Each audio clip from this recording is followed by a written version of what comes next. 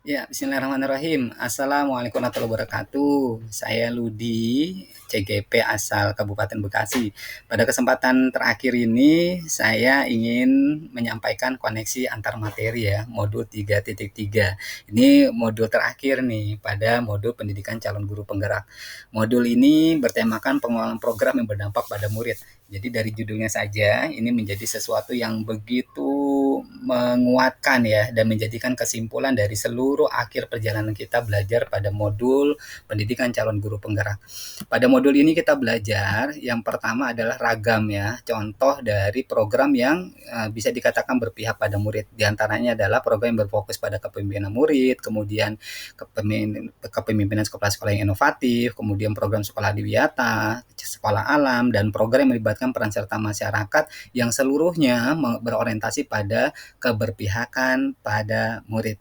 Kemudian yang kedua yang kita pelajari pada modul 3.3 ini adalah tahapan pembuatan program, dan kembali kita dikenalkan dan dikuatkan ya dengan tahapan Bagja sebagaimana yang sebelumnya kita pernah pelajari pada visi guru penggerak yaitu modul 1.3.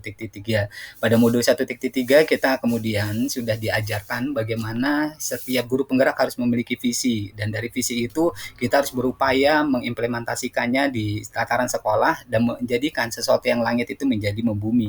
Dan untuk melakukan hal itu semua, maka ada sebuah pendekatan manajemen perubahan positif gitu. Jadi bagaimana kemudian kita mengasumsikan perubahan itu haruslah melihat dari seluruh potensi positif yang ada di sekitar kita. Dan ini sejalan sebenarnya dengan modul 3.2 yang kemarin kita sudah pelajari, yaitu modul pengelolaan aset, yang seluruh pengelolaan aset itu yang kita miliki di sekolah haruslah kita optimalkan pemanfaatannya, pemberdayaannya yang seluruhnya dalam rangka untuk mengoptimalkan pelayanan pembelajaran yang berpihak pada murid untuk terwujudnya murid belajar yang jauh lebih merdeka.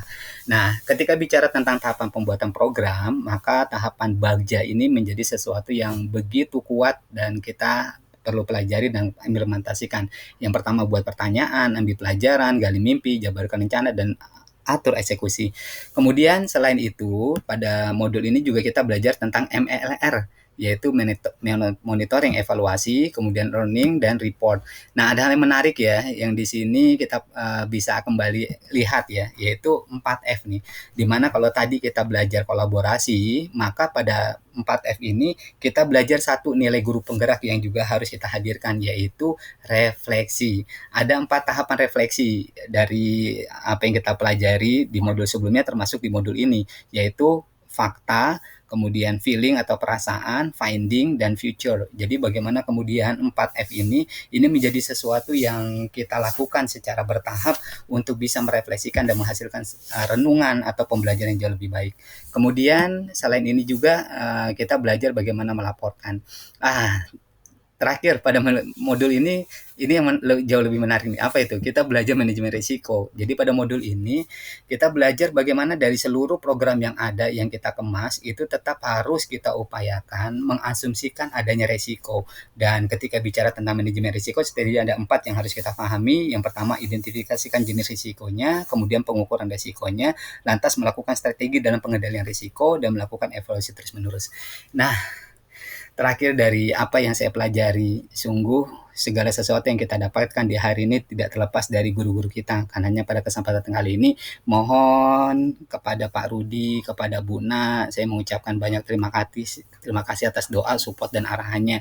Dan saya meyakini cukup Allah Subhanahu wa Ta'ala sebaik-baik memberi balasan. Saya belajar sebagaimana yang disampaikan Ki Hajar Dewantara, kita belajar pada filosofi KHD, bebas dari segala ikatan, dengan suci hati mendekati sang anak, bukan untuk meminta suatu hak, melainkan untuk berhamba pada sang anak.